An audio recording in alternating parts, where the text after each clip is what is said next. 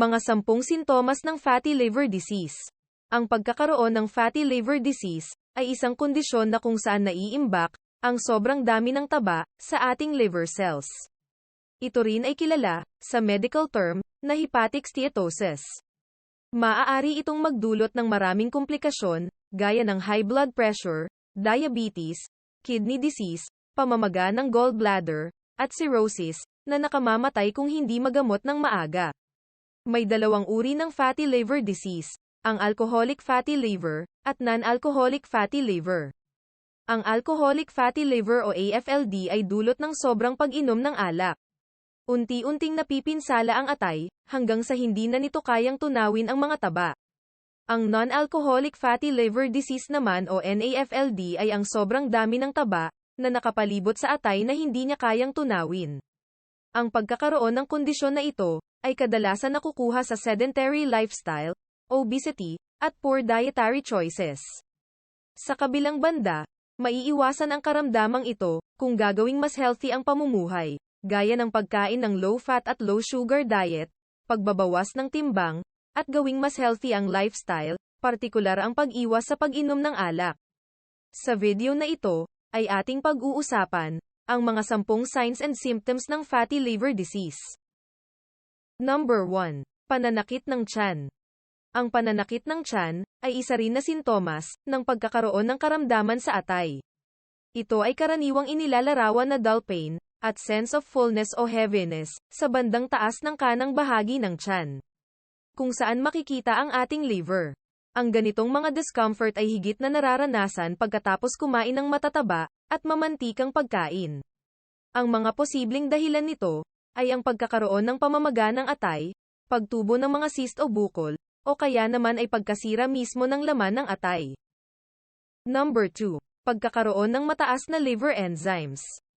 Ang liver function tests ay sadyang mahalaga upang malaman ang antas ng alanine transaminase o ALT. Ganon din ang aspartate transaminase o AST, lalong-lalo na sa mga may fatty liver disease. Ang ALT at AST ay nilalabas ng ating dugo kapag ang mga liver cells ay nadadamage at namamaga. Ang palagiang pagtaas ng nabanggit na dalawang enzymes ay nagpapahiwatig ng pagkakaroon ng patuloy na pagkasira ng ating atay. Kung kaya't napaka-importante ito na gawing batayan upang malaman ang tunay na kalagayan ng ating atay, partikular sa mga taong may ganitong karamdaman. Number 3. Madaling mapagod. Ang fatigue at weakness ay karaniwang mga sintomas ng fatty liver na kung saan nakakaapekto ito sa araw-araw na pamumuhay ng mga taong may ganitong kondisyon. Ang maaaring dahilan nito ay ang paghina at pagpalya ng functions ng atay sa pag-aalis ng mga nakakalasong substances sa ating dugo. Kapag ang atay ay nababalutan ng taba, ito ay magdudulot ng insulin resistance at makakasagabal sa kapasidad nitong mag-convert ng stored glucose para gawing enerhiya.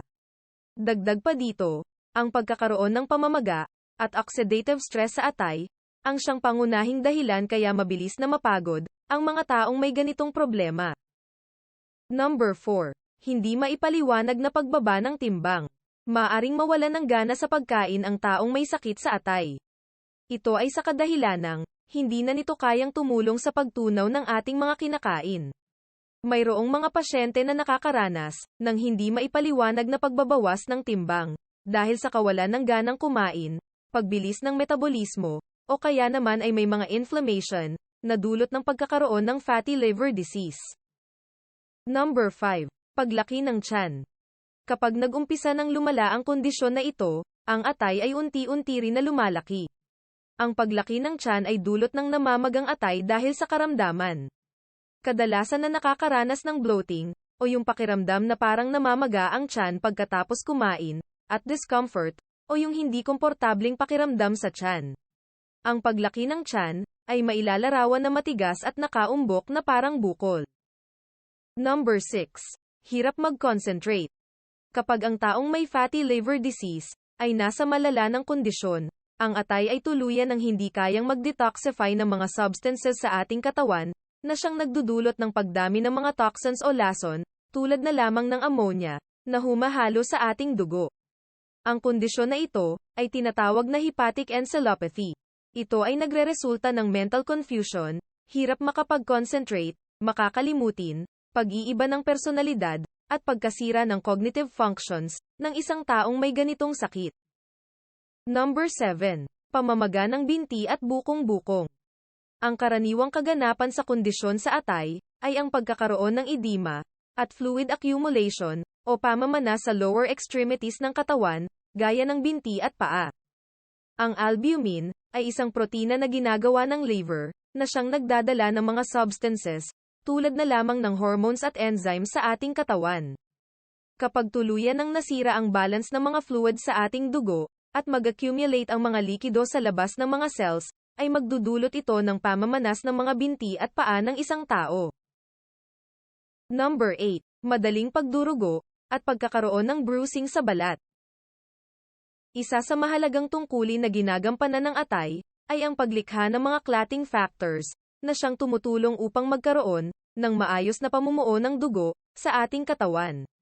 Kapag nasira ang liver, ay maaapektuhan din ang kanyang kakayanan upang mapanatiling tama at sapat ang produksyon ng mga nasabing clotting factors sa ating dugo. Ang resulta, makakaranas ang mga taong may ganitong kondisyon ng bruising sa balat. Ganon din ang mabilis na pagdurugo kapag ang pasyente ay may sugat o injuries. Ang mga halimbawa nito ay ang pagdurugo ng ilong at gums. Number 9. Paninilaw ng balat at mata o jaundice. Isa sa pangunahing sintomas ng pagkakaroon ng problema sa atay ay ang jaundice o paninilaw ng balat at puti ng mata. Sa tuwing nagkakaroon ng breakdown ng red blood cells sa ating katawan, ay nagproproduce ito ng waste product. Ito ay ang dilaw na pigment na tinatawag na bilirubin. Kapag may problema sa atay gaya ng fatty liver at pamamaga, ay naaapektuhan ang metabolismo nito. Ang pagtaas ng level ng bilirubin sa dugo, ang siyang dahilan ng paninilaw ng balat at mata ng mga taong dumaranas ng sakit na ito. Number 10. Pagkahilo at pagsusuka. Dahil sa pagkasira ng atay, ay maaapektuhan ang kakayanan nito na maglabas ng mga likido na siyang tumutulong sa pagtunaw ng pagkain, partikular ang mga taba. At kaugnay sa hindi pagtunaw ng mga taba, ay maaaring mapadalas ang pakiramdam ng pagsusuka at pagliliyo ng mga taong may ganitong kondisyon. Ang pagkakaroon ng kaalaman sa mga signs and symptoms ng fatty liver disease ay malaking tulong para sa agarang detection at pagpapagamot sa ganitong karamdaman. Mahalaga na magpakonsulta ng maaga sa doktor kapag nakakaranas ng anumang sintomas na nabanggit. Please don't forget to like, comment and subscribe for more videos. Hangad ko ang mabuting kalusugan at pangangatawan para sa ating lahat. Hanggang sa susunod, maraming salamat.